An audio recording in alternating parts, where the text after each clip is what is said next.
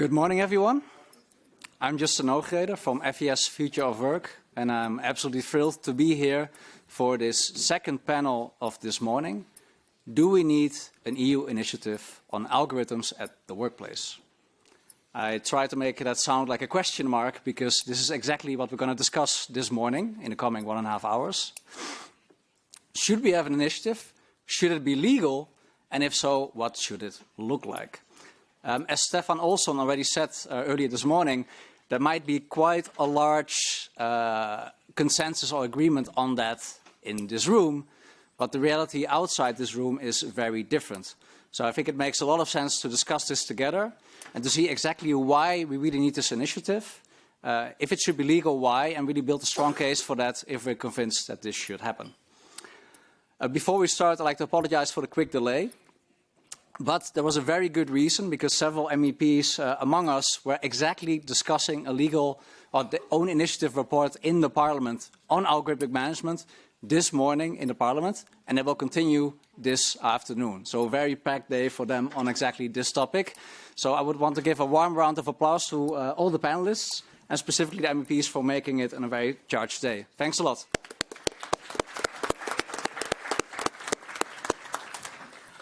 Before we really dive in, let's take a quick step back. It already was discussed this morning, but just so we're all clear what we're discussing, what is algorithmic management?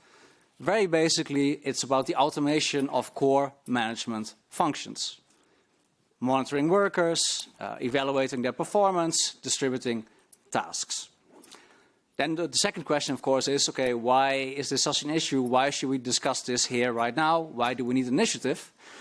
And of course, when you talk about algorithmic management, you can of course say, hey, there's a promise of technology and of algorithmic management specifically for productivity gains, for greater efficiency.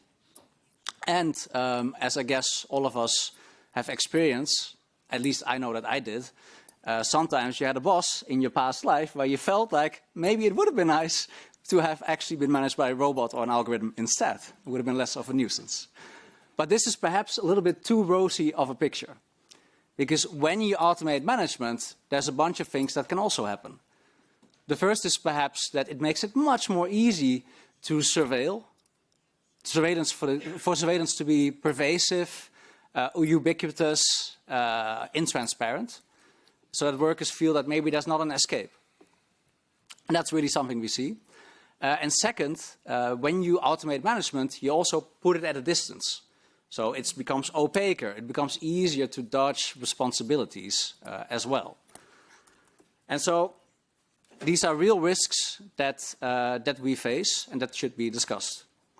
Other than that, of course, the main reason we're here today is also that these tools are being used much more. When we discussed these topics maybe 5 years ago, we were mainly discussing the platform economy. But right now, these tools are being used. They're spreading throughout the economy. Again, this was flagged this morning, early this morning, but I want to emphasize that point. So we really see it across the economy. Telecoms, healthcare, logistics, of course, prime example, personal services. These things are here and they're increasing. And a bunch of studies confirms that. So we have the OECD, the ILO, the European Commission, last month the European Parliament. They assessed that in the medium term, about 55% of workers will be exposed to algorithmic management tools. Of course, FEPS itself has done a big study as well on this in the Nordics, as many of you will know. So that makes it a very relevant topic. And of course, this is taken up politically as well. So the Vice President, the Executive Vice President of the Commission, I wanted to say for social affairs and employment, but her title has changed a lot. For skills, quality jobs and preparedness, has been tasked to look into an EU initiative on this topic. And of course, the Parliament is also working on an own initiative report on algorithmic management, AI and digitalisation.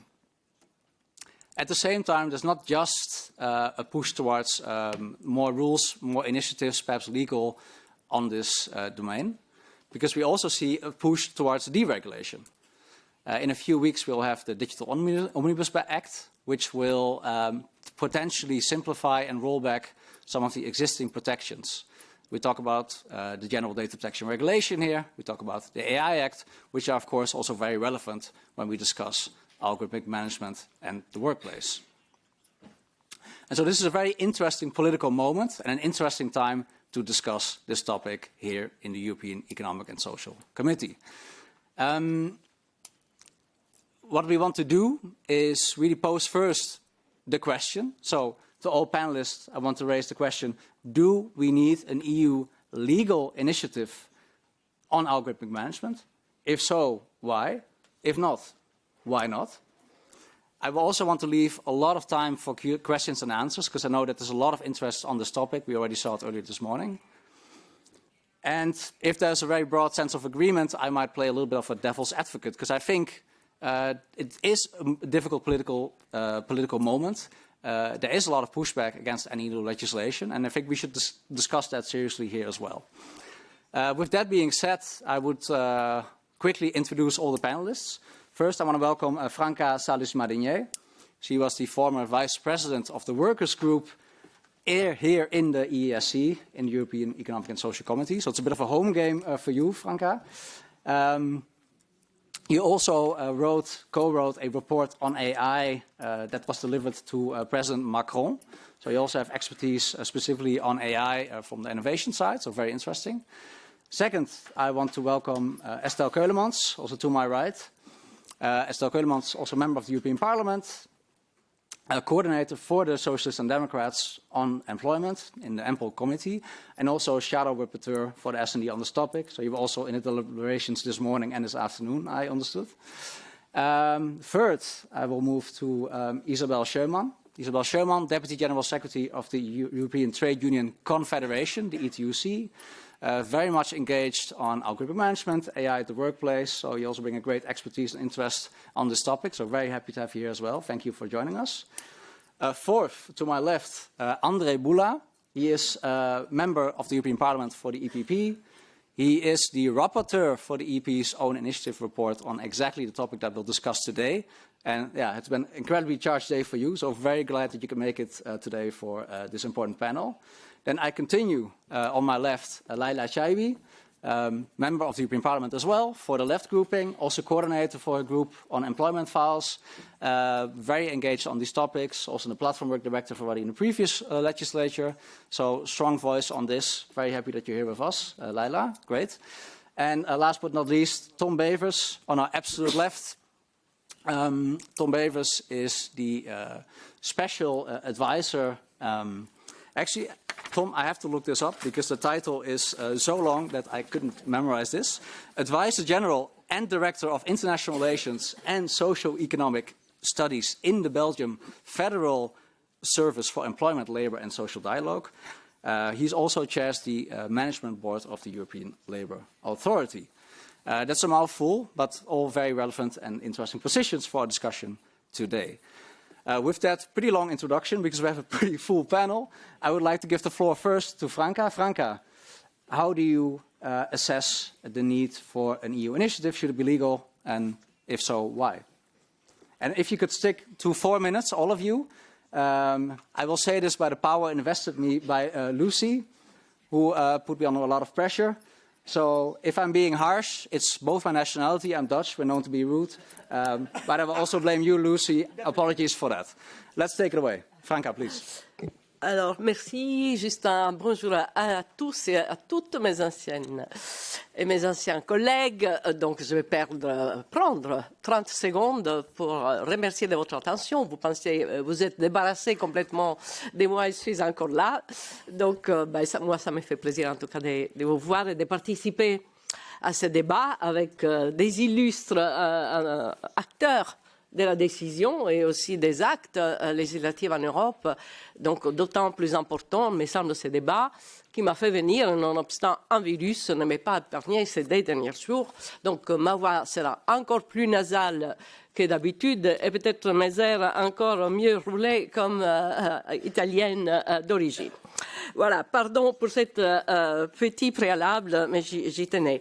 Alors, je n'ai pas fait un rapport à M. Macron, j'ai participé à une commission du gouvernement français qui a rendu un rapport Macron et j'étais la seule syndicaliste. là-dedans. Donc, ça me semble quand même important et je pense avoir laissé quelques traces dans ce rapport rendu à M. Macron l'année dernière sur l'intelligence artificielle. Alors, d'abord, on parle de technologie, on parle de progrès. Est-ce qu'on est contre la technologie? Est-ce qu'on est contre l'IA? Non. C'est comme l'eau, l'électricité, on ne va pas être contre. On va essayer d'en faire une alliée.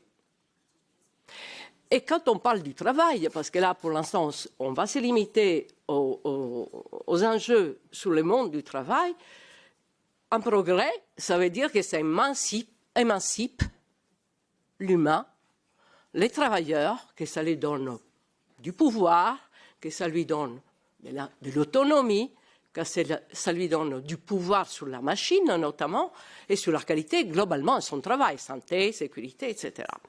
Donc, moi, j'analyse une technologie à la aune de ces résultats. Alors, pour moi, donc, une technologie, et cette technologie-là doit être transparente. Aujourd'hui, on a parlé d'opacité. Compréhensible, parce que si je vais la manipuler, être le maître de cette technologie, il faut que je la comprenne, quelque part. Qu'est-ce qu'elle fait sur moi? Comment elle interagit avec mon activité? Et donc, manipulable. Et donc, moi, je pense qu'on peut faire tout ça avec cette technologie à condition qu'on dialogue, qu'on l'expérimente sous les activités réelles du travail avant de l'étendre et de l'utiliser. Donc, du dialogue social, bien évidemment, et du dialogue et des expérimentations avec la partie des travailleurs. Or, moi, je note, et nous avons tous noté, qu'il y a une hystérie dans cette planète, et une hystérie, surtout en Europe, qu'on doit absolument adopter, quoi que ça coûte, une technologie n'importe comment et n'importe où. Donc, on ne prend pas ces temps, notamment sur le travail, lorsque je mets une gestion dans les ressources humaines, lorsque je mets des outils, par exemple, moi j'ai des exemples, je vais vous en donner tout à l'heure, donc on ne prend pas le temps de l'expérimentation, de l'évaluation des impacts. Est-ce que ça fait du bien pour l'égalité? Est-ce que ça fait du bien pour l'inclusion? Est-ce que ça fait du bien pour la santé au travail? Donc, il faut prendre ce temps d'évaluer. Et moi, ce que je constate, c'est aussi qu'en France, du moins, mais je pense que c'est aussi une réalité ailleurs, beaucoup d'entreprises lancent une centaine de projets et il y en a 4 ou 5 qui n'échouent pas. Donc, vous voyez, mais cette course révèle un peu que ça fait toujours dans la précipitation. Alors, pour répondre après à la demande de Justin, mais je vais quand même l'argumenter, moi, aujourd'hui, j'interroge mes équipes dans les terrains, toutes entreprises confondues, et les grandes entreprises et les groupes multinationaux, qui sont ceux qui utilisent aujourd'hui les outils d'intelligence artificielle en grand nombre, avec un taux important par rapport à une PME, par exemple, ou par rapport à un secteur artisanal. Moi, je viens d'une entreprise de technologie, je viens d'Orange. Dans mon entreprise, on demande depuis 2 ans un accord international sur l'intelligence artificielle. Parce qu'Orange a introduit les outils. Et mes DS, mes délégués syndicaux me disent on est mis devant le fait accompli. On est mis devant le fait accompli. Nonobstant on soit constructif, on ne refuse pas, il n'y a pas aujourd'hui ni d'accord ni des dialogues là-dessus. Et donc, par exemple, on a introduit un outil, Speech Analytics, qui analyse la réponse des conseillers clients aux clients sans l'intervention du manager humain. C'est uniquement la machine qui analyse les discours, les réponses, la fréquence, l'émotion, etc. Et on ne sait pas pour quelle finalité. Pour quelle finalité? Est-ce que c'est pour détecter les erreurs et améliorer les performances? Ou est-ce que c'est pour détecter les erreurs et les sanctionner? Pas des promotions, voire des licenciements. Donc, où est-ce qu'on a consulté les représentants des travailleurs pour dire, voilà, On veut faire ça et on veut le faire avec cette finalité. Orange. Donc, ce n'est pas l'entreprise où il y a moins de dialogue social sur d'autres affaires. La Poste utilise un outil qui s'appelle Predict pour prédire les absentéismes des facteurs, d'accord, et programmer comme ça un plus facile remplacement, soi-disant. Mais quelles données sont utilisées? Jusqu'à quel point je peux prédire que cette personne est absente et pour quelles raisons? Tout ça, c'est fait dans la plus grande opacité. Voilà, je dois faire vite. Hein. Bon, je n'ai pas terminé, mais alors, moi, j'ai dit, et je l'ai dit dans notre avis qui a été adopté en janvier, il faut, M. Olson, et je lui donne tout à fait raison, disait, on a beaucoup de choses en Europe. Oui, on a des législations sociales en Europe. Est-ce que la rapidité de ces évolutions, les enjeux qu'elles posent aujourd'hui, elles sont utilisées de plus en plus dans les entreprises, nos législations sont adéquates? Moi, je pense qu'il faut partir de ces législations, mais il faut les adapter. Minimum, il faut les adapter. L'RGPD n'est pas utilisé, n'est pas adapté à protéger les données personnelles ni collectives qui sont aujourd'hui collectées dans les entreprises. L'AI Act n'est pas fait pour le monde du travail. Il contient certes des choses sur le travail, mais n'est pas fait pour la consultation ou l'information ou la transparence vis-à-vis des travailleurs. La législation, la directive sur le dialogue social et sur l'information n'est pas adaptée à l'IA. Il n'y a pas dit que l'IA est une technologie qui mérite et qui doit être même un sujet prioritaire des dialogues sociaux itératifs parce qu'elle évolue. Donc voilà, moi je pense qu'il faut partir de là. Il y a la plateforme, la directive Platform Workers, elle aussi, elle contient un chapitre intéressant qu'il faudrait étendre à tous les travailleurs qui aujourd'hui sont concernés par ces pratiques managériales. Merci. Thank you very much, Franca. That was a very clear call. So if I understood you correctly, you said there's big flaws in the current collective bargaining environment. It's not working as it should when we talk about AI, when we talk about algorithmic management. And you see a space for adapting our existing laws at a minimum. When you talk about GDPR, of course, the AI Act, we know, has like clear flaws when you talk about workplace technology. That's very clear. Thank you very much. I'll note you down 4. Yeah, we need a new legal initiative. With that, let's move on to Leïla. Leïla, do you agree with what you just heard from Franca? Do you have something to add? You think we need more or less? Please. Bonjour, merci beaucoup pour l'invitation et pour l'organisation de ce débat. Alors oui, je suis d'accord avec l'entièreté du propos de Franca. Moi, donc, je suis shadow rapporteur, donc je suis chargée des négociations sur le rapport d'initiative législative de Monsieur Buła et donc de la commission emploi affaires sociales sur le management algorithmique.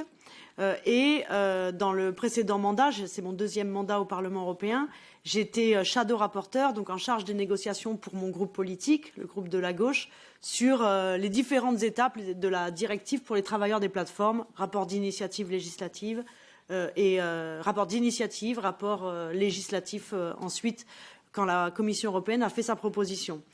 Et je voudrais replacer ce débat sur est-ce qu'il faut ou pas une régulation, une législation sur le management algorithmique dans le contexte, dans la perspective plus large de l'histoire du droit social et même de l'histoire du salariat, du statut salarié. Parce que je vois là sur vos chevalets que vous venez de plein de pays en Europe et partout en Europe, on a un droit du travail différent, on a un droit social différent. Mais partout en Europe, on a ce statut salarié qui est finalement un compromis, qui est que, en échange du temps que va donner un travailleur à un patron, eh bien, il y a des droits. On ne nie pas le lien de subordination, mais parce que justement le lien de subordination, il est acceptable, eh bien la contrepartie, c'est qu'il est encadré, qu'il y a du dialogue social, qu'il y a une durée du travail qui est limitée, qu'il y a des indemnités quand vous êtes en arrêt maladie. Enfin, il y a un ensemble de règles, voilà, des droits au congé payé, etc., qui fait qu'il y a ce statut salarié qui est un compromis qui est accepté et qui fait consensus partout. Maintenant, Ce compromis, il a été construit sur la base d'un modèle où le lien de subordination, il était exercé dans un modèle traditionnel où il y avait une personne physique. Et les enjeux que pose le management algorithmique, c'est que, eh bien maintenant, c'est plus un responsable que vous pouvez aller voir quand vous n'êtes pas satisfait de la décision, mais c'est que les décisions sont prises par un algorithme. Et je crois qu'il y a besoin de réguler parce que l'algorithme, c'est en quelque sorte le règlement intérieur du XXIe siècle. Et déjà la base, mais comme l'a très bien dit Franca, c'est de faire en sorte eh bien, que les règles qui s'appliquent au modèle d'organisation, au modèle de management traditionnel, eh bien, elles existent quand c'est un algorithme qui exerce la subordination.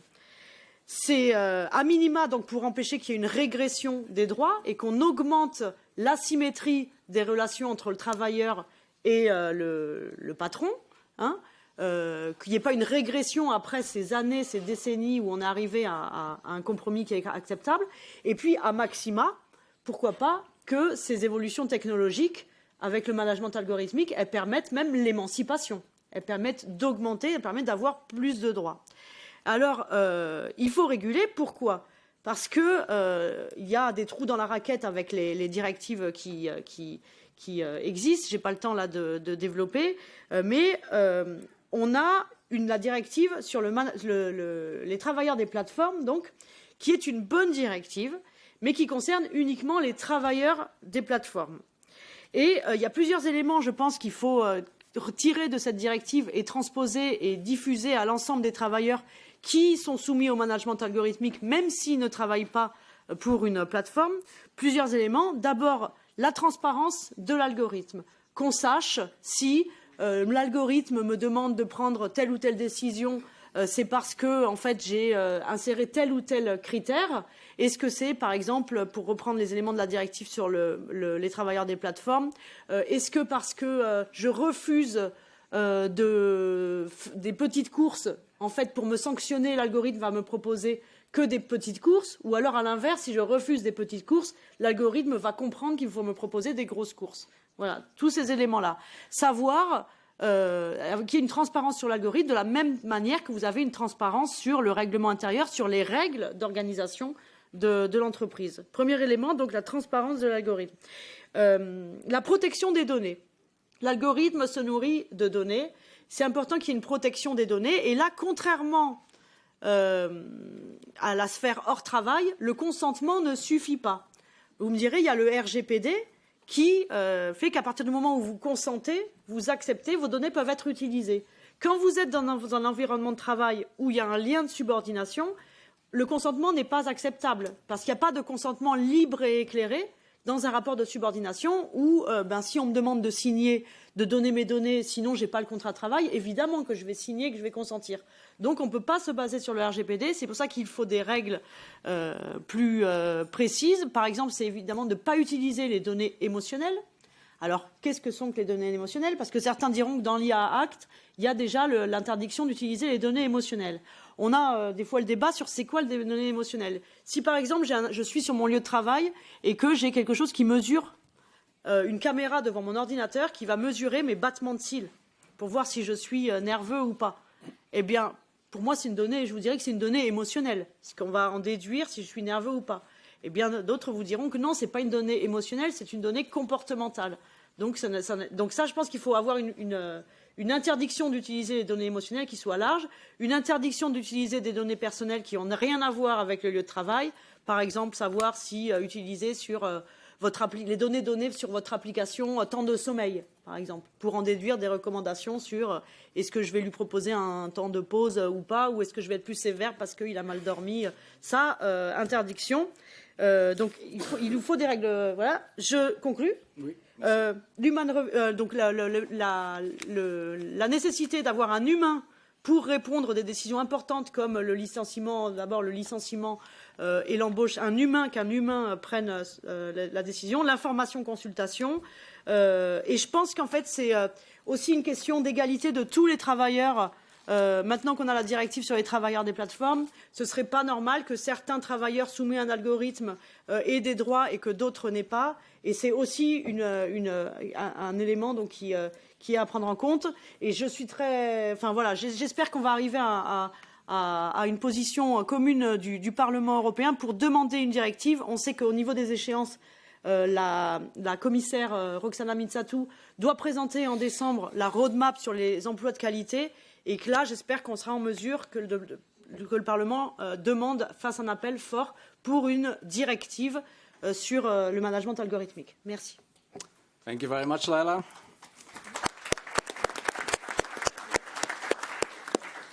Very interesting. So what you sketch is a sort of broad trend where algorithmic systems replace the human, and we need kind of a broad update of our rights to make sure that we don't lose protections that have been long-standing. I hear some pretty strong advocacy for an extension of the Platform Work Directive, at least the best elements of it, to all workers, because that is indeed an inconsistency. You also flag the inconsistencies of the GDPR. That also came up earlier, as mentioned by Franca. We'll touch upon that later. But before we do that, I would like to go to Andrzej. Andrzej, you are the rapporteur of the EP Own Initiative report on algorithmic management. And I understand the vote in the Employment Committee will take place next week, so a pretty charged moment. What is your stance on these topics? Do we need a legal initiative? Can you shed any light on what will be decided? Please take it away. Thank you. Good morning. I will speak Polish, so could you prepare? Okay. Thank you. Bardzo dziękuję za zaproszenie na to spotkanie i do tej debaty. Mam również nadzieję na wymianę poglądów. I oczywiście trzeba sobie wyraźnie powiedzieć, że nie boimy się tych poglądów.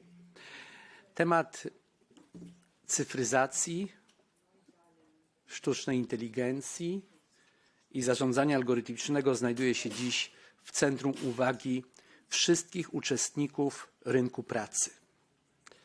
Właśnie dlatego Parlament Europejski postanowił odpowiedzieć na te potrzeby. Raport, którego jestem sprawozdawcą, ma na celu przedstawienie, i to jest najważniejsze w tym raporcie, spójnej wizji relacji między pracodawcą a pracownikami w bezpiecznym, transparentnym i przewidywalnym środowisku pracy. Pragniemy skupić się na zarządzaniu algorytmicznym jako jednym z elementów nowoczesnych technologii funkcjonujących w miejscu pracy. I to zarządzanie algorytmiczne dotyka wszystkich sektorów gospodarki, wszystkich państw członkowskich i tak naprawdę codziennie kształtuje relacje kilkuset milionów ludzi. W Unii Europejskiej prawie ponad 200 milionów pracowników. Coraz częściej to nie bezpośredni przełożony, a algorytm decyduje o kluczowych aspektach dotyczących stosunku pracy. Potencjał technologii jest ogromny. Nie kwestionujemy prawa pracodawców do wybrania takiej technologii zgodnie z AI Act, która wpłynie na lepsze funkcjonowanie firmy, na konkurencyjność. Ta technologia może poprawić bezpieczeństwo pracy, zmniejszyć obciążenia i zoptymalizować procesy. Ale nie możemy po drugiej stronie zignorować zagrożeń, presji wydajności, nadmiernego i ciągłego nadzoru, braku przejrzystości w dostępie do informacji i, co się często zdarza, ryzyka wykluczenia. A ponieważ mówimy o zjawisku w wymiarze horyzontalnym, które przekracza granice branż i krajów, potrzebujemy harmonizacji i jasności dla wszystkich uczestników wspólnego rynku. Potrzebujemy jasnych i uczciwych ram, spójnego podejścia, które zapewni równe warunki działania dla firm, a jednocześnie skuteczną ochronę praw pracowników w każdym zakątku Unii Europejskiej. bo bardzo się różnimy pod tym względem. Jest to czasami też naszą wartością. Dlatego wychodzę z założenia i oczywiście mam nadzieję, że też wspólnie z Leïlą, z Markiem i z innymi koleżankami posłami doszliśmy do porozumienia, że musimy zadbać o obie strony kontraktu społecznego, jakim jest umowa o pracę.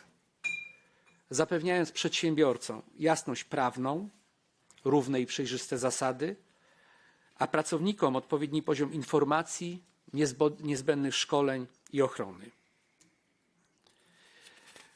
Obowiązujące dyrektywy, które już funkcjonują, są oczywiście bardzo ważne, są również przepisami horyzontalnymi.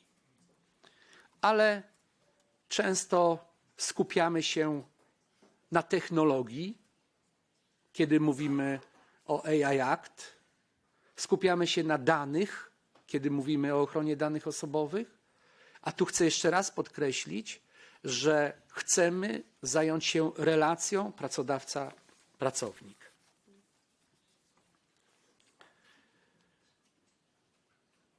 W tym celu w moim sprawozdaniu proponuję zestaw bardzo konkretnych elementów. Po pierwsze jest to prawo do informacji, szczególnie dla pracownika, który znajduje się w nowym środowisku, w środowisku pracy, kiedy jest to jego pierwsza praca, więc ta wzajemny przepływ informacji musi być kluczowym elementem tego kontraktu, tej umowy o pracę. Po drugie, nadrzędność zasady nadzoru ludzkiego.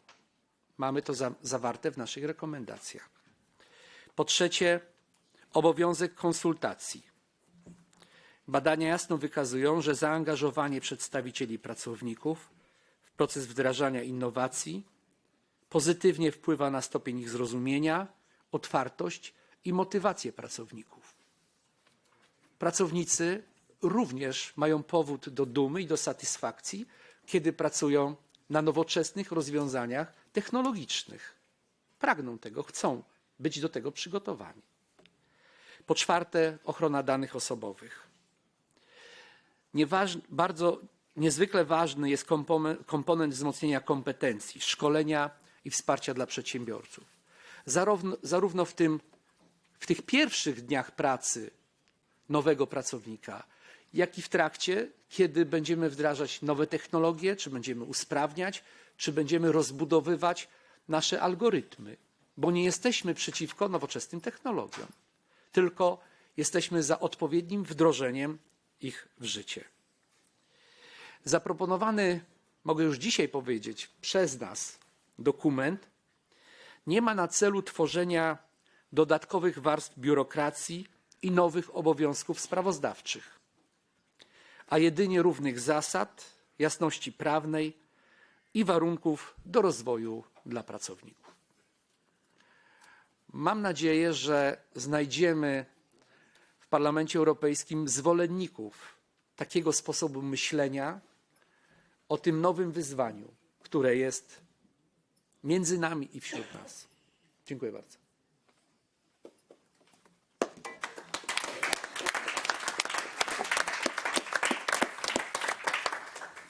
Thank you very much, dear Andrzej. I heard a lot of agreement also on the fact that algorithmic management is spreading across the economy.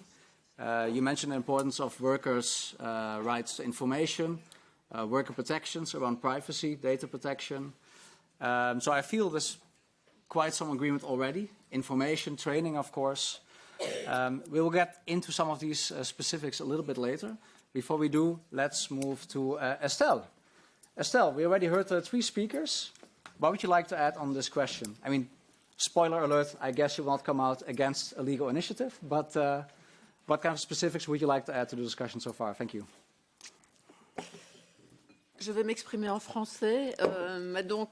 Tout d'abord, merci effectivement au CESE et à la FEPS d'organiser cet événement parce que je pense qu'il faut, sur le métier, 100 fois remettre notre ouvrage, en particulier sur une question qui est essentielle. Alors, comme l'a dit Franquin, on n'est pas contre le progrès. Hein. Et puis de toute façon, même si on était contre, je pense qu'il faut vivre avec. Il est là. Je veux dire, cette intelligence artificielle.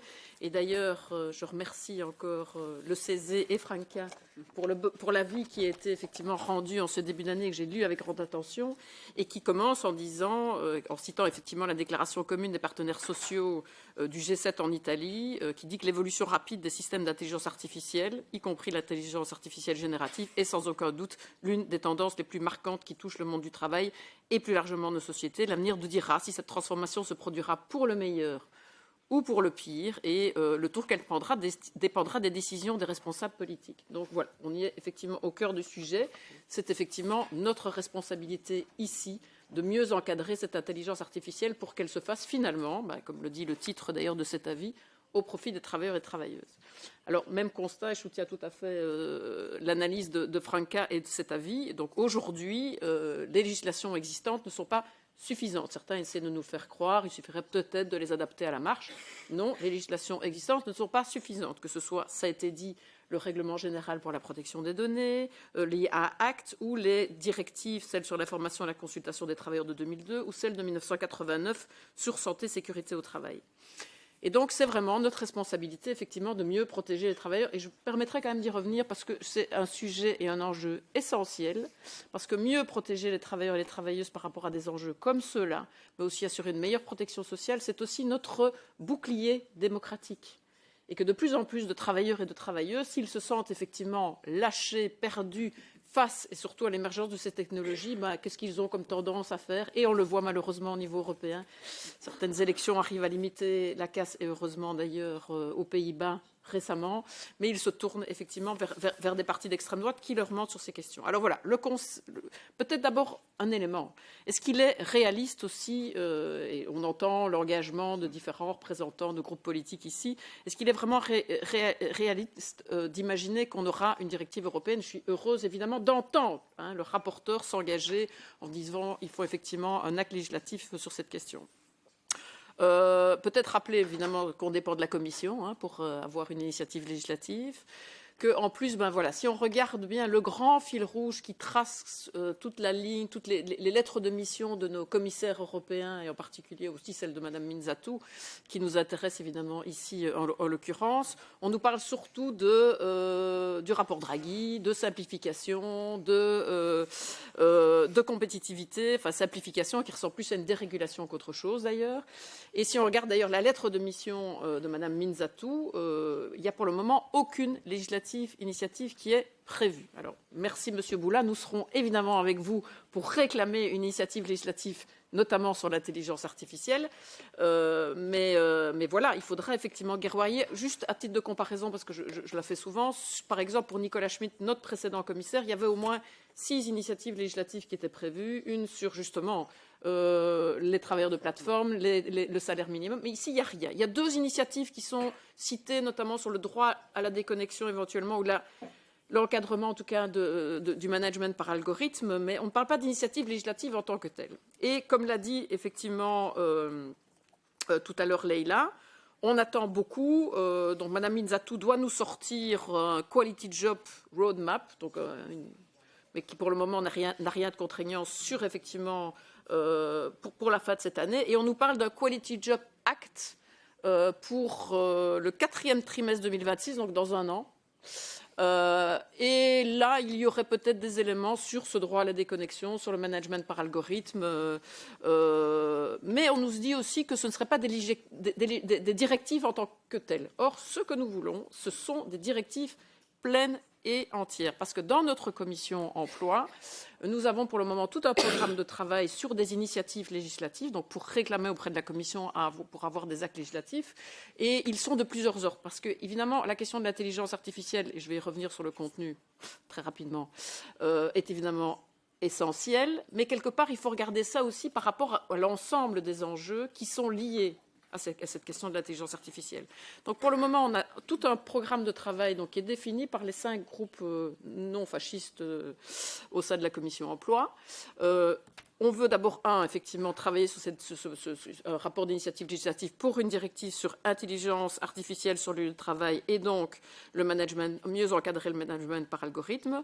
2, on en veut une aussi sur la transition juste, parce que les travailleurs sont confrontés à différentes transitions. Moi, j'en ai 3, souvent. Donc, la digitale, la climatique et la nécessaire réindustrialisation de l'Europe. Et il faut aussi protéger, former les travailleurs qui sont confrontés à ces grandes transitions. Et puis, il y en a une 4e initiative législative, troisième initiative législative, et sur laquelle, en tout cas, moi, je serai rapportrice. Ah oui, je veux m'excuser, je ne suis pas shadow rapportrice sur et excusez, c'est mon collègue Marc-Angèle qui l'est et qui ne pouvait pas être présent aujourd'hui. Mais par contre, je serai rapportrice sur une autre initiative législative qui est la question des risques psychosociaux, donc la question de la santé mentale au travail. Tout ça est lié, le droit à la déconnexion, la transition juste, donc la formation. C'est pour ça que je me permet de reprendre finalement les différents éléments. Alors sur la question de cette directive, parce que donc une directive et pas simplement une espèce d'omnibus positif dans Quality Job Act dans un an, nous voulons une vraie directive sur l'encadrement de l'intelligence artificielle avec différents éléments. Je me permets juste quand même de les citer très très rapidement. Leïla l'a déjà dit, ou en partie ou d'autres. Transparence et information, parce que les travailleurs doivent savoir quand et comment leurs données et leurs performances sont analysées. Chaque décision influencée par un algorithme, qu'il s'agisse de planning, d'évaluation, de promotion, de sanction, doit être compréhensible, explicable. 2, droit à l'explication et à la contestation. Il ne s'agit pas simplement d'être informé, on doit pouvoir contester. 4, protection de la vie privée et limitation de la surveillance. 5, éthique et audit obligatoire. Toute entreprise utilisant l'intelligence artificielle pour la gestion du personnel doit soumettre ses systèmes à des évaluations éthiques et à des audits réguliers afin de prévenir les biais et les discriminations. 4, participation active des travailleurs. 5, participation active des travailleurs. Lutter contre les biais de discrimination parce qu'on sait que l'intelligence artificielle le fait. Et donc voilà, je vais juste clôturer. Donc, ça a été dit. Ce qu'on veut, c'est en particulier, c'est qu'évidemment, ad minima, pour l'ensemble des travailleurs, ce qui était mis en œuvre dans le cadre de la directive sur les travailleurs de plateforme, c'est-à-dire que les grandes décisions, engagements, contrôles, licenciements soient faits par l'humain. Mais ce que je viens de citer ici, surtout, c'est que si on a pour le moment une législation européenne qui, en matière de transparence, information, droit à l'explication et contestation, protection de la vie privée, a déjà dans les Act des éléments pour la protection des consommateurs, ce qu'on veut, c'est à minima aussi la même chose pour les travailleurs. Voilà. Et c'est pour ça qu'on veut une directive et en parallèle de ça, évidemment, qui soit mise en œuvre avec ce qui est prévu encore aujourd'hui, même si on sait qu'elle est menacée par la directive sur les salaires minimums, c'est-à-dire avec un taux de couverture de 80% de négociation.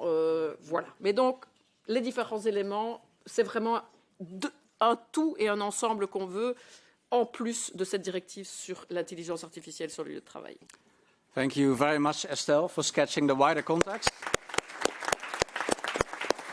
So, of course, when we talk about algorithmic management, we talk about psychosocial risks. There, of course, is also the parallel discussion, or perhaps it shouldn't be parallel, on telework. So there's a whole range of initiatives that you brought into the discussion that you would like to see regulated at EU level, and I think many here agree. We're going to go on to the final 2 speakers, and I would really ask them to really stick to the time. And because we cannot go much over time, actually, at all, I would also ask you to already respond to what you hear, if there's anything that you heard before, if there's disagreements. One thing that I note, and which I already would like to bring into the discussion, is that there seems to be a large agreement. At the same time, and this I heard very little, is the question of enforcement. Because, for instance, I heard several times that, for instance, the GDPR exists, it's not enforced, we have collective bargaining rights, we have labor laws. If we ask companies, we need an agreement on AI, which is our legal right, they simply say no, and there seem to be no penalties. So if you could also maybe, in your answers, reflect a little bit on why this time would be different. Like, if we come up with a new law, like, why is this not another delay of 5 years? Like, why will this, how are we going to deal with that? That lack of enforcement, that lack of implementation, that is really hampering a lot of EU laws in this area. And which I think opened us up also to this criticism of over-regulating. And so that's something I would be very interested in, and I think the audience as well. With that, Tom, I would like to go first to you, and then Isabel to you. Tom, please. Thank you, Justin. Let me say up front that I'm not formally representing the official position of anyone. Now, algorithmic management is one of the most visible ways in which AI is reshaping the labour market. It makes sense to remind ourselves that we single it out because it directly affects the employment relationship itself and is therefore more than a tool. At the same time, we cannot completely separate it from the wider AI agenda. As a labour ministry, I have to say that our labour inspectorates until now very rarely encounter concrete AI-related complaints. But what we do see, of course, is that AI and the use of algorithmic management differs a lot across sectors. Finance, distribution, transport, and many others with very different risks and opportunities. And I also have to add that the balance of power is not the same everywhere. There are industries where I guess employees are introducing more AI than employers are, without the employers even being aware of that necessarily. So that might argue for some differentiation rather than a one-size-fits-all approach. In platforms, of course, the unbalance of power is blatant. It goes together with the uncertainty about the status of the workers that Leïla mentioned, and is clearly justified the Platform Work Directive. And as a former Belgian presidency, we were quite proud of playing an important role in that, but not all industries are the same. And then there's the other balance. It has been referred to. We should not hamper technological and organizational innovation. We shall not undermine the competitiveness of European enterprises or be thought of as wanting to do so, because perceptions matter in this as well. On the other hand, we still have to ensure robust protection for workers. I think everybody agrees with that. But as also Stefan Olsen already said, AI does not suspend existing legislation. It does, as you also mentioned, Justin, it does challenge enforcement. However, so inspectors need to understand and access AI systems, which is not self-evident. They need to be able to see, but also to use the algorithmic, as it was mentioned this morning. And it shouldn't surprise you if I say that the European Labour Authority could play an important role in supporting inspectorates in this, and maybe even more strongly in a revised mandate. One thing I would also like to add is that not only the EU political agenda, but also the geopolitical context matters. And notwithstanding the election result in New York, it has changed.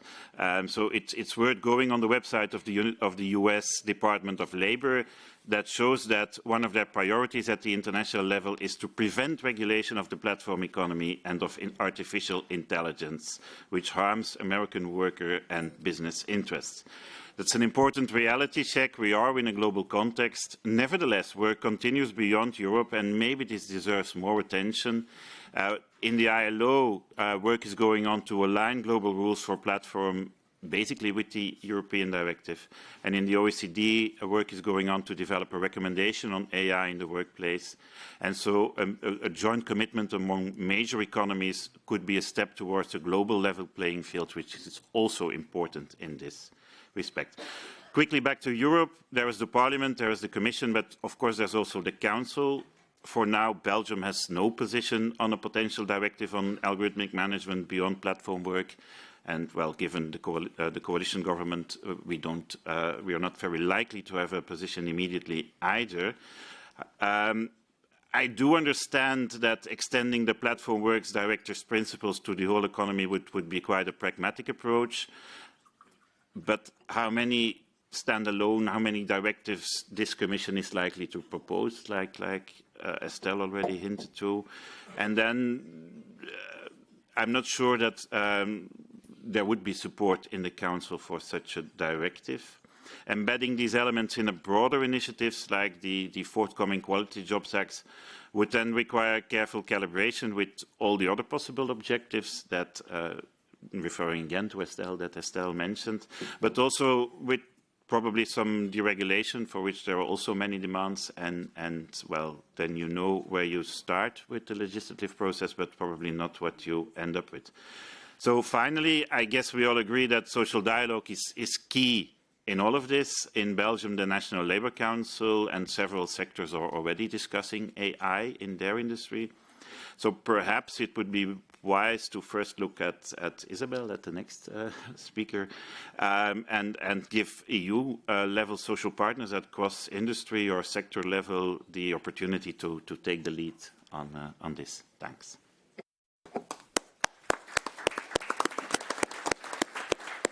Thanks a lot, Tom, for sketching the political challenges both at EU level and internationally, and also for making my life as moderator easy by making a bridge to the next speaker. You mentioned the importance of social dialogue, so it feels very natural, Isabel, to go to you to round up this first round of interventions with your thoughts on that. But before I do, we're going to change a little bit the structure. I had some questions for you. But given the time, I really want to give the audience, I want to give you time to really raise your questions. So after Isabel's remarks, we're going to go straight to you. So if you can already think about what you want to ask, we'll get back to you in a second. Thank you. Isabel, please. Thank you. Thank you so much, Justin. And just to briefly reply to you, Tom, we've done the job already. I'm sure you know that at the European level, the social partners have already discussed as much as they could 2020 a digitalisation agreement.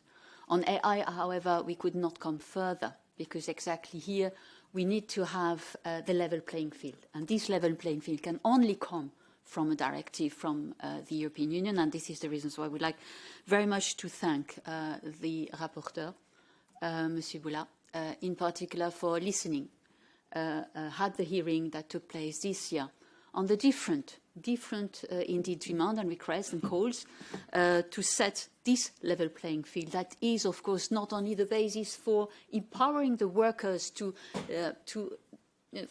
for them to have these innovations, delivering also for them, and I will come to the points that were not mentioned so far, but of course for the competitiveness of the European industry.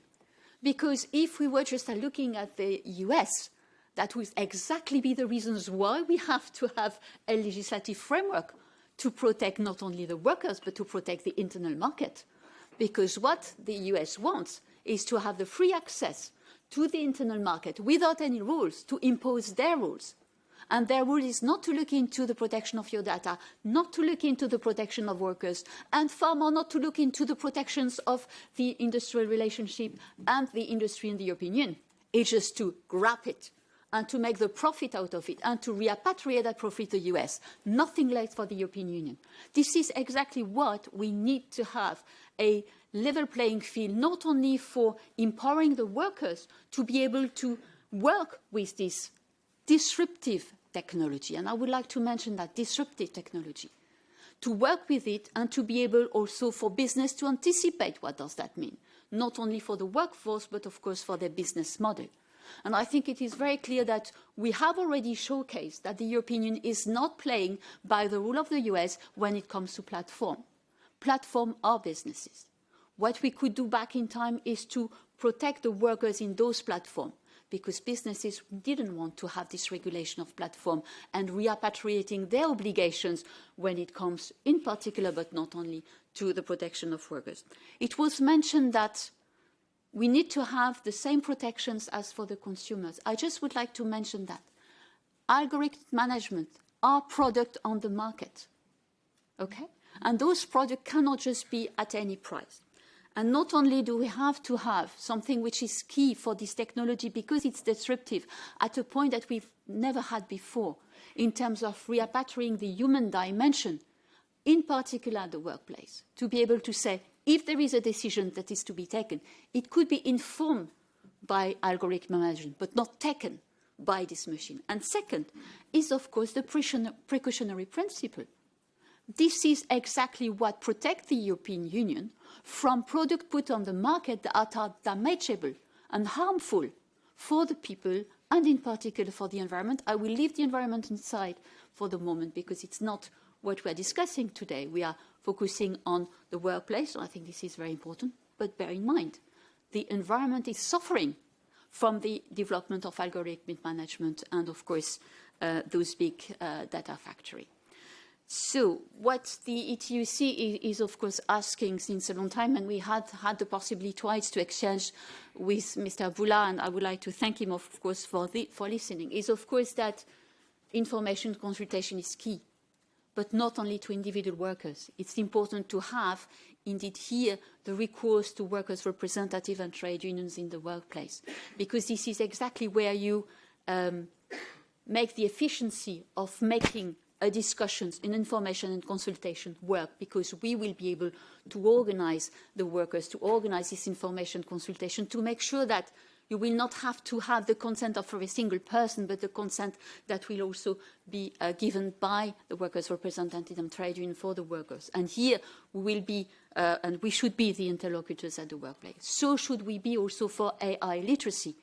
We have spoken a lot of training and skilling and upskilling. This is very important, of course, but we have all, not only the workers and the management, also the top of the businesses. They have to understand what does that mean to use AI, and not to say, oops, this is a product, I know 50, 60% of it, but it's good for everyone, it's good for me. No, it's not okay because the consequences will be on the workers. And one of the consequences, and have been mentioned, automations, lack of autonomy, discriminations at the workplace, undue surveillance, hiring and firing by the machine. That has been mentioned. What has not been mentioned?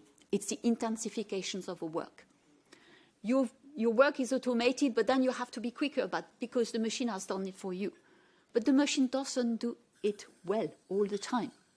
If you look at algorithmic management, and in particular generative AI, if you ask ChatGPT for a text, in that text, you will have 5 mistakes. This is the average mistake. You will have 5 mistakes. So don't take for granted what you get from those machines. And this will be more in the future because of the generations of the self-learning of those so-called machines. Okay? So we have to be very aware that on the top of the critical dimension that we need to have, and we can't only have it together in terms of the very important exchange with the employers and the trade unions on what does that mean at the different sectors, at the different plant level. There is also the harassment, because the machine is doing some part of the work for you, then you will have to do more and more and more, just kind of not being able to check what the machine will do. This is, of course, one element. The other element that I wanted to mention is the anticipation. We have not yet realized how disruptive this technology will be. But for everyone out there, how much have you invested in your education? And I just take our colleagues, interpreters. How long have you been invested in times, years, and in investment in money to your educations to translate what we are discussing? And you interpret, but your translations, you could do it in 1 minute, a whole text in 1 minute. How can we anticipate this disruptive development where we will lose in terms of providing for work of those very high skill, not only low skill and the easy jobs to do or the dirty jobs to be done, but for the high skill workforce? If we cannot anticipate, and this is what we can do via social dialogue indeed and collective agreements, how can we anticipate for them that we will still have a place and not lose the whole investment? So the investment should be also at the level of the businesses in terms of skilling, upskilling, AI literacy, but of course to anticipate the change of those jobs. And if you don't use any more translators and potentially very soon interpreters for your meetings and for your documents, you still need to have the persons that will be able to check. So to have this knowledge that has been invested in terms of education, you will still need to have them, because not only 10, but 5, but 10, and potentially 20 mistakes will be in that document or will be in that translations.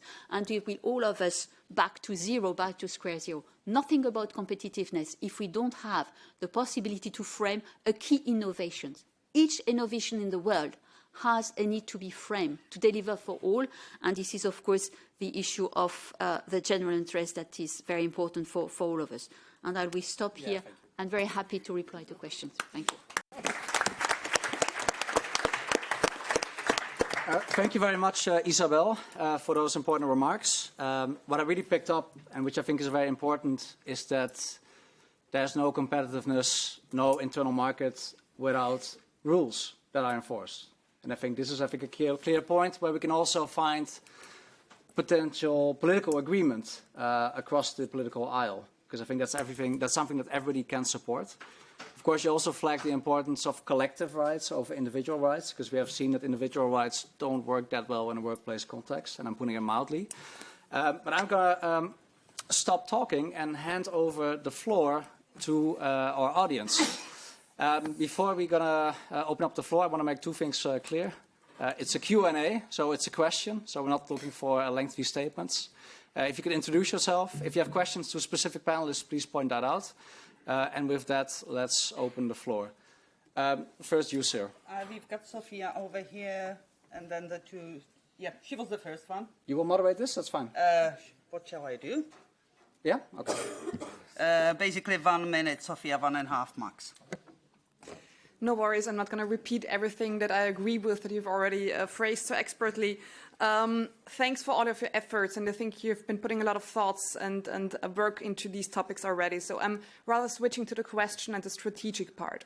Ideally, we would have the directive on psychosocial risks. Ideally, we would have a directive on AI at the workplace and so on.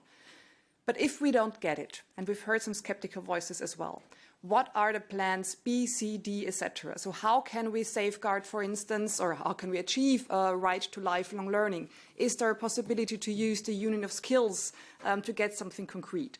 Or when it comes to information consultation, to the involvement of social partners, are there other aisles, directives, possible ways how we can get there? For instance, even it's just a tiny step, but with the revision of the European Works Council's directive, we do have a right now in the subsidiary requirements on information on training. This was one of the EESC demands as well, for instance. So I think there are other ways as well that could be explored, and I would like to have this in mind. What are these other options, and maybe give us some input where we could focus on.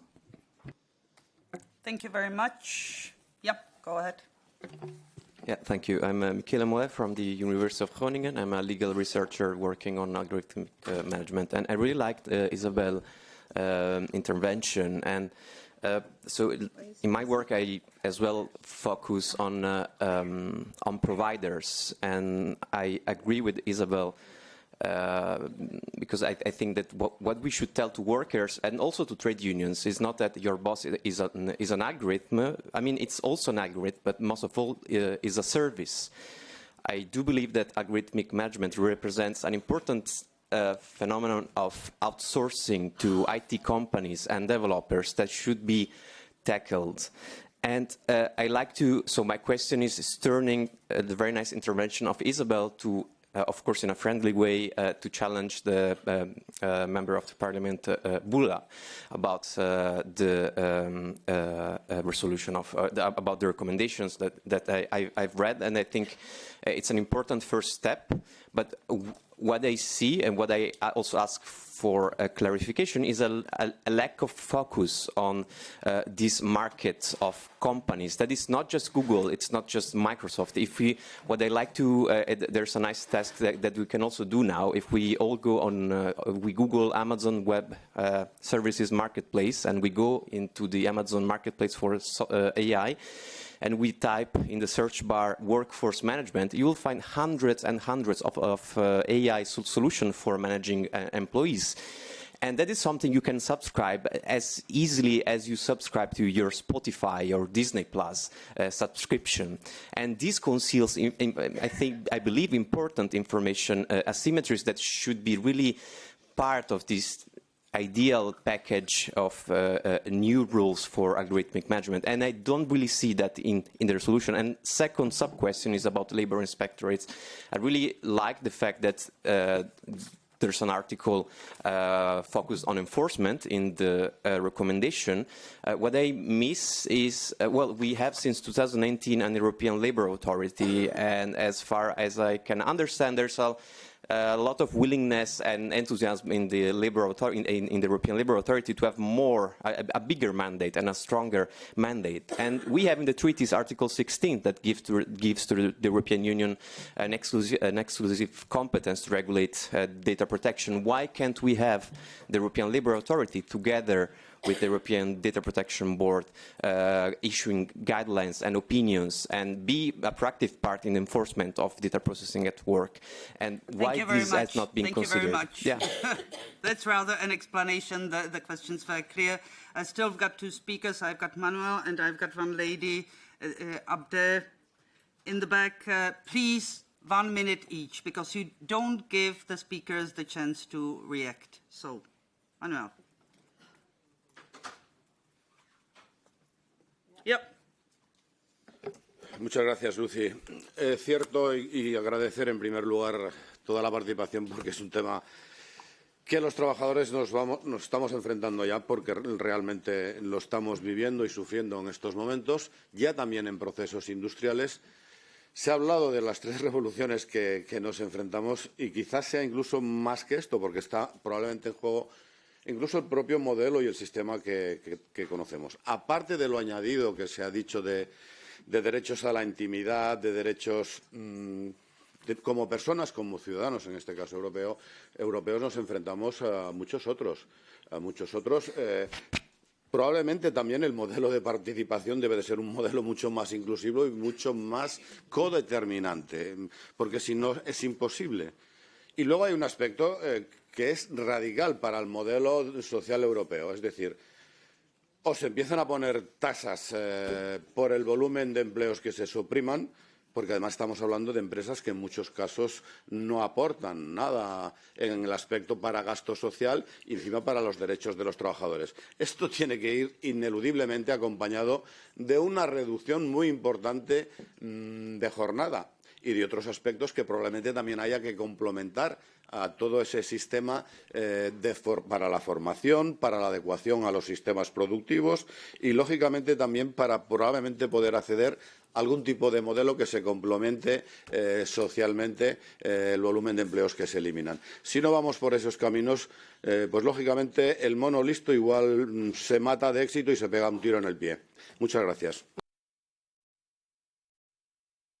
Thank you very much. And the last questions from the back, the lady, just to point out that the interpreters are finishing at 1 o'clock sharp, so we can finalize the debate in English only, but I would really try to ask you to be disciplined. Please go ahead.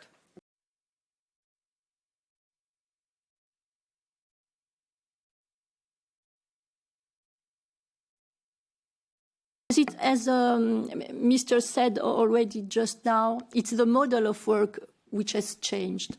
And so my question, if I have to keep it short, if work has already changed, the nature of work has changed because of technologies which are a pharmacon, as philosopher Stigler said, not bad nor good. They are just good or bad according to what we do with them. So is fighting technology through legislation really protecting workers or just protecting the past? And the role of legislator, is it to protect only the few existing quality jobs, or as the person before me just told it, to find a solution for the increasing part of workers without work, which will lose that work. And so we know that. And so you understand my question, because legislations, EU legislation, they are inapplicable. The GDPR, everybody has your data. Sorry to tell. Thank you very much. So back to you, Justin. Thanks a lot for those questions. Let's go to the panelists to tackle the questions. I think the first question, Isabel, was specifically directed at you. And I would like to ask the other panelists to signal to me if you feel you want to respond. I know, André, there was a specific question to you as well. Tom, you'll come in third. So Isabel, please. And please keep it very short.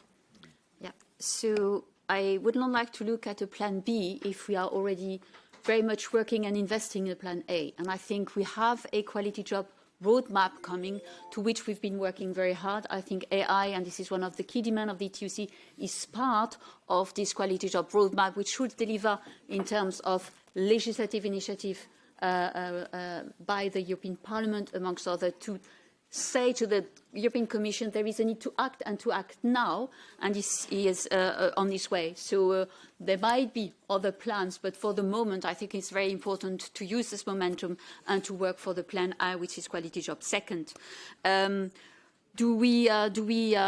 best is to look at the services, and that your boss is the service, not an algorithm. Wrong. It's wrong. If you look at the riders, when we organized them back in time, ahead of the Platform Work Directive, on the spot, as they were gathering with us in front of the European Commission, they were disconnected. This is the algorithm that has, at one point, gathered the information. All of those people working for one or two or three services, delivering services, are gathering on the spot where there is trade unionists demonstrating for a demand. Oh, by the way, this is about our job. This is about how we organize our services as businesses, how we organize them for them to deliver. And it was mentioned, you don't get your data anymore when you're disconnected. You don't get paid for the work you've been doing. What does that mean? It's slavery. It is modern slavery where you don't pay the people for the work they've been doing and where you disconnect them from one minute to the other without the aim to be able to get access to any data. And this is not what we are able to do and what we should do. Thank you, Isabel. And sorry, the job of 10 yesterday, that's 10 wrong. seconds, 10 seconds, then we go. The job of yesterday is wrong. The Becker outside is not working with algorithmic management. So don't tell me that now we have a new system whereby you have a job with algorithmic management or you have a cheat job. And that's the quality job dimension is wrong. Sorry. Thank you. We have to give perspective, and we give to perspective to work with innovations which should not be disruptive for the workers and should deliver for all and for the general interest and not for the happy few, in particular the US businesses. Thank you, Isabel, for that spirited defense. Andrzej, let's move to you. There was a specific question from Michel Mollet in the back on the fact that algorithms are also, in a way, like linked to outsourcing and the fact that it's provided as a service for which perhaps our legislation and your proposal is not completely in tune. How do you respond to that? Mamy propozycję legislacyjną, w której zawiera się 11 rekomendacji. Staraliśmy się w tych rekomendacjach zawrzeć wszystkie aspekty rynku pracy i relacji pracodawca-pracownik. Odpowiadając pytanie na co się wydarzy, jeżeli nie przyjmiemy tej propozycji legislacyjnej, ja uważam, że my w chwili obecnej musimy dopilnować w naszych krajach wdrażania AI Act i dyrektywę o pracownikach platform, dlatego że w każdym kraju jest to proces rozpoczęty, otwarty i do końca 2026 roku musi być wdrożony. Pilnujmy również tych ważnych rzeczy w poszczególnych krajach, jak również spraw związanych z inspekcją pracy i jej udziałem w tym procesie. Jeżeli mówimy też o zarządzaniu algorytmicznym, myślę, że przyjdzie też taki moment, kiedy firmy, instytucje, administracja będzie sama budowała swoje algorytmy z pracownikami. Często mówimy tu o ochronie pracowników. Nie wiem dlaczego. Tak jakby było jakieś zagrożenie. Ja uważam, że nasza idea jest i mówi o zaproszeniu pracowników do współpracy przy nowoczesnych technologiach, które już istnieją, a może które razem po prostu zbudujemy. Ale pierwsze co? Na pewno trzeba zbudować bazę danych, cel, jaki się chce osiągnąć, jak ma wyglądać ta partycypacja. Czasami nasi pracownicy są mądrzejsi od swoich przełożonych i pracodawców. Żyjmy mądrością też innych ludzi. Dziękuję. Thank you very much, Andrzej. Tom, there was a specific question on the European Labour Authority to which I guess you want to respond. If you want to respond to other things, that's fine as well. Yeah. And then I would like to give all panelists... Oh, Estelle, you think... No, okay, like if you want to have a question, it's fine, but there's no interpretation, so you'll have to do it in English. That's basically what I want to say. And then we can go 5 minutes over time max. Tom, please. Thanks. Briefly, on the plan A or B question, well, AI comes with many other challenges beyond algorithmic management. Isabel's references to investment in education, the whole threat of having no more starting jobs for young people, this, I would argue, is even much more worrying than algorithmic management. So political capital being limited, how high exactly is algorithmic management on the priority list? Given also that it has been regulated in the most problematic sector in the platform work. So that's a question I would like to bring up. And then, well, one thing which is almost certain to be on the legislative agenda for this Commission is the mandate of the European Labour Authority, indeed. So it was interesting to hear suggestions on how we could strengthen the authority to deal with these issues. Thanks. Thank you very much, Tom. Leïla, Estelle, you're good. Franca, Leïla, if you want to have 1 minute to have a final statement, something you want to share. Estelle as well, and we can do that, but it has to be in English, if that's fine. Yeah? You good? Please take the floor, and then we'll wrap up. Thank you. Yes, I just wanted in 1 minute to remind you that at the beginning, in 2019, when Ursula von der Leyen announced that there would be an initiative on the platform work, we didn't know if it was going to be a directive.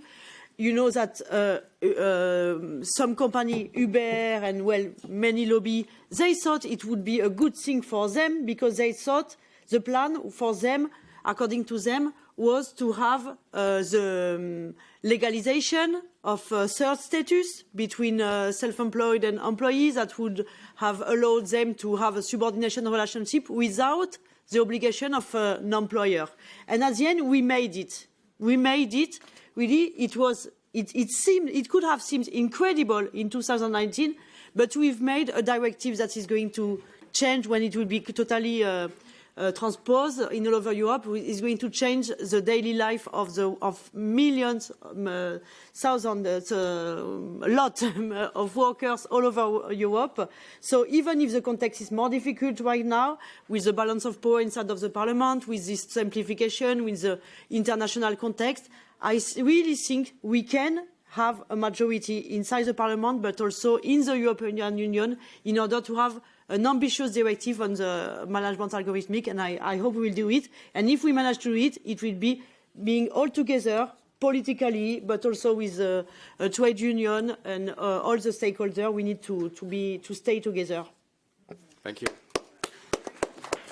Estelle, please, Estelle, and then we close with Franca where we began, which I think is very nice. Just to finish, you are trade unionist. Do you have plan B when you are at the fight? Never. So we will keep on fighting to achieve, to do something. It will maybe not this time, but we will keep on fighting anyway. And there will be also the Quality Job Act to come or other steps. So we will keep on fighting, and no plan B. Maybe some amendments, not the 100% we want to have, but we will keep on fighting and repeat, repeat, repeat.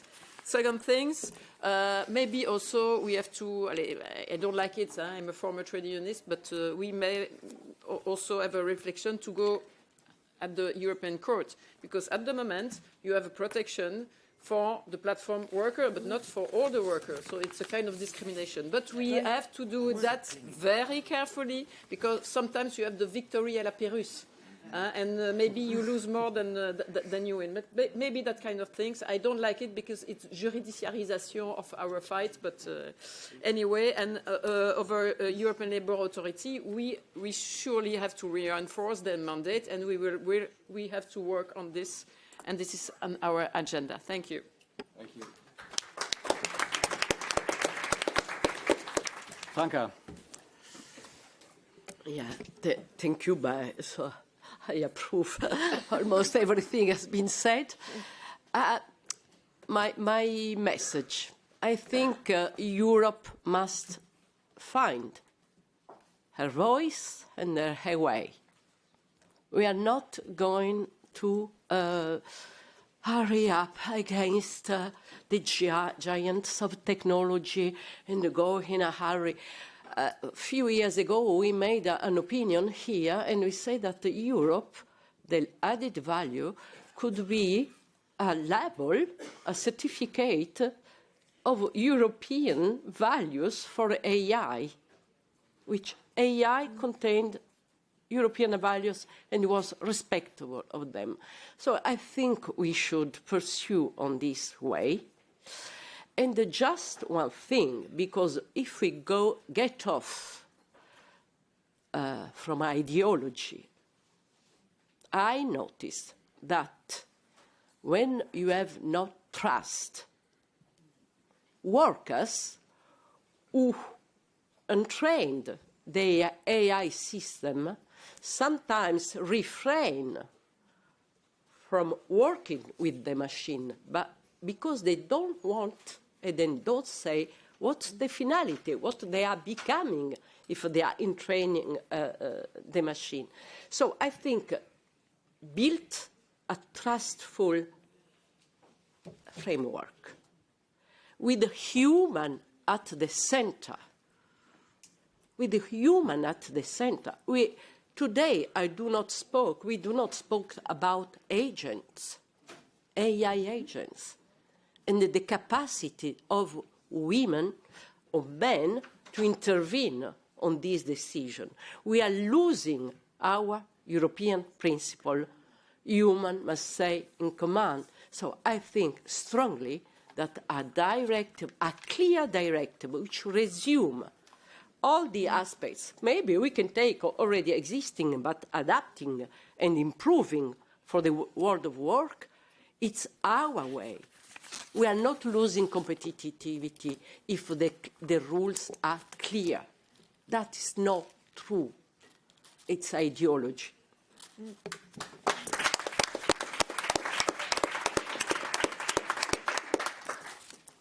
Thanks a lot, Franca, for those words, for that inspiring vision. So we end on a big note. We need to fight for our values, but of course we need political majorities for that. I think there's lots of agreement in this panel for a legislative initiative. I think there's some ambiguity about what that exactly entails, of course, and we can't solve that here in 1.5 hours. But what's not ambiguous at all is the timetable. As Stefan Olsboom already said this morning, there will be a quality jobs roadmap being announced on the 3rd of December. And then basically there's 1 year till the Commission will announce the Quality Jobs Act. And so that's the time to build those majorities, to convince the stakeholders, to convince the employers specifically that this is worth their while to engage with. So I think the fight is on. On that, I want to thank all the panelists, but before I do, I also want to do some shameless self-promotion and abuse my position as moderator. We're going to continue this discussion also on the 11th of December, where we have an event in Brussels where we discuss the Quality Jobs Roadmap that will be published the week before. We also look forward to seeing you there. We do that with the unions, with Unie Europa as well. On that note, I want to thank all the speakers for coming here. Very charged agendas. It was an excellent discussion. Thank you very much. Thank you. And have a great continuation of the day. Thank you. Thank you. Before you leave, just to announce, there is a networking lunch outside, but before we get to the networking lunch, where you can continue with the debates, we are going to have an opening, very short opening of an exhibition, My Boss, the Algorithm. So please let's go out so that we can open the exhibition and then we can continue within the debates.